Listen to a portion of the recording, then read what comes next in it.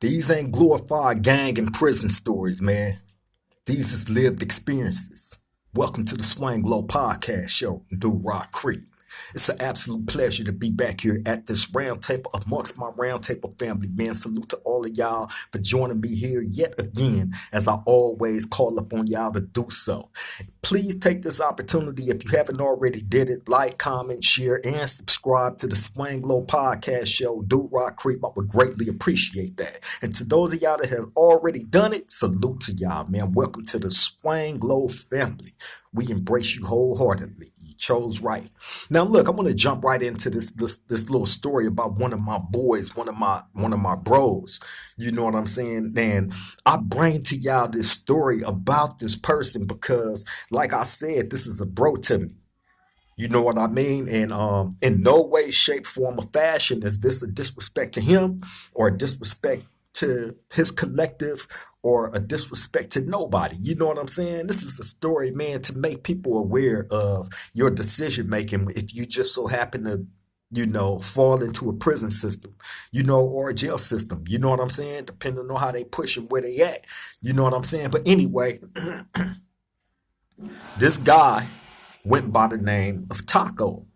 You know what I mean? And I first met Taco in the year of 2012 in New Corcoran State Prison. That's Sat F. You know what I mean? Sat F, New Corcoran State Prison on the Sea Yard. That was a level 4, 180 maximum security prison yard. Okay. He got there, like I said, in 2012. He had transferred out from a different prison. I guess he had got rolled up for something and they booted him up out that prison, sent him straight to Corcoran, where I was at. He came, as soon as he got there, he came right in the cell with me. Right. Now, when he get there, you know what I'm saying? Of course, we meet each other. You know what I'm saying? He let me know where he was from, which was 190 East Coast. You know what I'm saying? It was quite a few 190 East Coasters there. It was a few East Coasters there, period. The Coast Core is always deep. You know what I'm saying? But anyway, he get there, bam, introduce himself to me. Yeah, I'm Taco, 190 East Coast, wop, wop, wop. And I introduce myself, right? So bam. So as soon as he get there, he's well received. Now, it was people that was there that was already there when he got there that knew him from the other prison that he had just got sent from. And then on top of that, dude's got phones. So it's phone calls coming in about him, like, man, make sure he's straight, take care of him, and this and that. This is a good homie right here. You know what I'm saying? So bam. As soon as he get there, everybody, it was those that knew. So he was well received, embraced wholeheartedly. You know what I'm saying? So bam. Um, as soon as he get there, he go to work, man. He's trying to, place his pieces where he can, you know what I'm saying, and get established and, do what he needed to do to get, in certain positions, to start, getting his bread together, right? So anyway, hey, it didn't take him no time. He was there probably 72 hours before he got a phone. He bought a phone. You know what I'm saying? At that time back then, the flip phones was really the hottest thing going.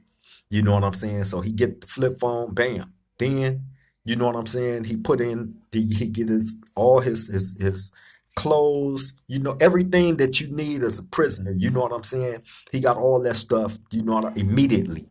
His immediately there. Like I said, no less than 72 hours, he already had a phone. He bought, purchased all that. You know what I mean? So this is the type of person he was. He was a grinder. So anyway, me and him start getting money together. He ended up staying in the cell with me for quite some time. Me and him was cellies for, man, probably during this time period, because we were cellies a couple of times, but during this time period, probably 2 years. But anyway, during the course of me and him being in the cell together, we get money. And I can tell you, from 2012 to 2013, nobody on that yard was getting more money than me and Taco from 190 East Coast. Nobody. You know what I mean? Nobody had more weed than us. Nobody had more nothing than us. You know what I mean? Because we had different money schemes that we was putting in place when we was getting breaded up. It got to the point where me and him had so much weed in the cell, we start getting paranoid. You know what I mean? And I just remember like, look, I gotta dump this, I gotta dump this, I gotta dump this, and just tripping because it always smelled like weed, or at least this is what we thinking. You know what I'm saying?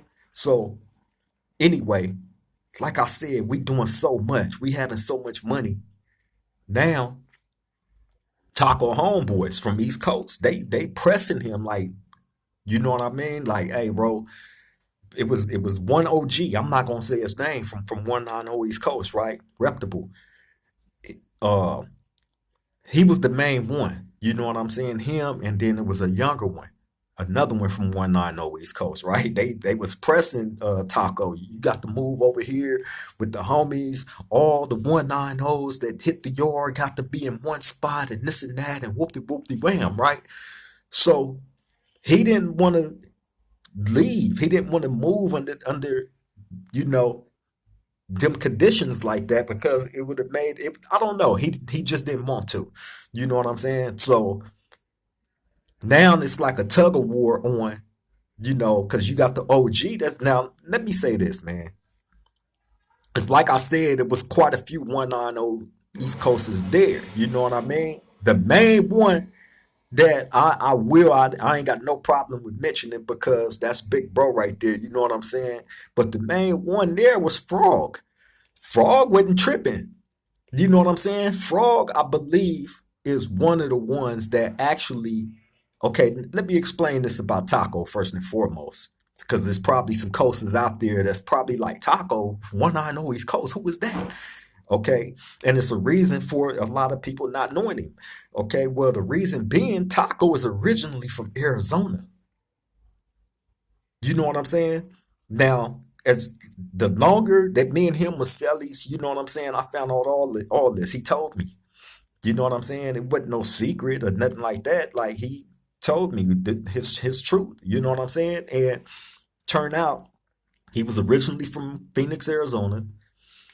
He came out here to California and ended up getting caught up and caught a hot one. You know what I mean? And he ended up getting locked up for the hot one, for the unaliving, right? And once he got into the prison system, he was hanging around, people like the homie Frog, for instance, from 190 East Coast, who's a reputable. You know what I'm saying? And I guess once Frog and others, it's another name that he threw out there, that a person that I was also locked up with by the name of Miko from East Coast, right?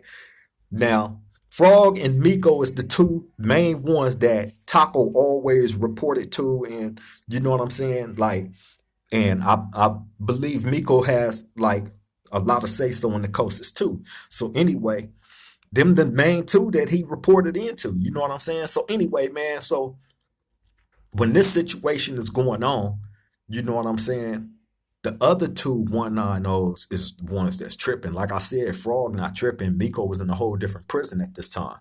You know what I mean? So, but it was the other two that was pressing the line, right? So bam. Anyway, me and bro having all this money. You know what I'm saying? So, and then you got his homies tripping because they trying to. Okay, I understand y'all want y'all homeboys to be together. I get it. Like I've said in other videos, I prefer for my homies to be in one spot too and not all spread out. In case something pop off, we all be on the same flight. You know what I'm saying? Other than that, hey, but sometimes it'll work out like that. Sometimes it won't. You know what I'm saying? Sometimes dude don't they be wanting to be off doing them. So hey, you got to allow that space too. So anyway, with this situation with Taco, like they was tripping though. The other two homies from 190, they was tripping. So bam. Um, it comes down to, okay, look, man, if you want to go do your thing, you know what I'm saying? Because I believe at that time, my young homie Bull Rock had just pulled up. You know what I'm saying? And Bull Rock had ended up in the cell with Smoke. I think Smoke was from 559 East Coast, I believe. I could be wrong, right? But that's who Bull Rock ended up in the cell with. So bam. So to me, really, it was a no brainer. We'll just swap out. You know what I'm saying? Uh, the way that I was looking at it, but Taco he didn't want to do it like that. He was like, man, nah, we doing this, we doing that, we got this going on, and you know what I'm saying? So we rolled it out as long as we could, you know what I'm saying, until, he was just like, F it, because I don't want this becoming, you know what I'm saying, part of a issue of affecting my program, and my money making, you know what I mean? So he went in the cell with one of the other coaches, and I brought my young homie Bull Rock in the cell with me, and we were still having like crazy money. Now y'all got to remember, I told y'all the story about, or did I? About, if I spoke on it, I didn't go into it entirely, but the homies from Front Street Watts, Rock Nitty, and TA. Now, when I first got to that prison, that's who had everything. These dudes was chipped up. They was doing it big on a whole completely different level when I got to that prison. You know what I mean? And I was trying to figure out a way to get in. And then, once I was able to get in, you know what I'm saying? Hey, they had they turn, you know what I'm saying? And things went the way that it did with them. Bam. Next up to bat was me and Taco. You know what I'm saying? And I'm telling you, I put no extras on it. Anybody that was in SADF Corcoran State Prison back then in 2012 and 2013, y'all know I ain't put no extras on it. Like, we had the whole yard sold up. The whole yard. You know what I mean? From the weed to the tobacco to whatever. You know what I'm saying? I was blessed to make a whole bunch of money in them years, man. Nice, beautiful run. Nice, beautiful run. You know what I'm saying? But yeah, the homie Taco, like I said, man, they was pressing on him because really a lot of the coaches didn't know him like that. But the ones that embraced him was reputable dudes, like I said. You know what I'm saying? And them the ones that wasn't tripping because he wasn't no buster. You know what I'm saying? But look, like I said, he was originally from Arizona, Phoenix, Arizona, and he was from a different gang. He was from a whole completely different gang in Arizona under a completely different name and all that. He told me about all this, and that part I was like, huh? And then he explained everything out to me, like, yeah, man, and out here in Phoenix, this is my hood, like this is where I'm from, and he put me up. That was the first time I heard about the Lindo Parks. You know what I'm saying? The Lindo Parks is a Crip gang in Phoenix, Arizona. You know what I'm saying? And that's where Taco was from. I think he went by the name of Lil Capone. You know what I'm saying? And he had a reputation out there in Arizona as a real gunner. You know what I'm saying? So just so happened he came out to California at a real young age. You know what I'm saying? And caught that case and got locked up. He was young. You know what I'm saying? He got inside the California prison system, the level 4, you know what I'm saying, level 4 yards, and he attached to the people he attached to, and he fell up under their structure. He was allowed that, you know what I'm saying, by certain members of that fraction, you know what I mean. So he played his part, you know what I'm saying. Like I said, he wasn't no buster, he was making his bread, putting his plays together, you know what I mean? And he provided when he needed to, you know what I mean? And you know, but you have different people that look at those situations differently. Me, bro was a good dude. You know what I mean? Still is a good dude, I don't know if he got out yet or not, hopefully, the laws fell in his behalf, and he, made it back to his freedom, made it back to, where he's supposed to be at in his life. But, like I said, he was a good dude, bro. He provided where he was supposed to. So, I can't say nothing bad about him. Ain't got nothing bad to say about him. None of that. You know what I'm saying? Good brother. For real, for real. But yeah, man, I'm gonna keep this short. I just wanted to put something on y'all mind because, in a decision making like that, where you come from a different state and you get locked up out here, because I've seen it in different cases.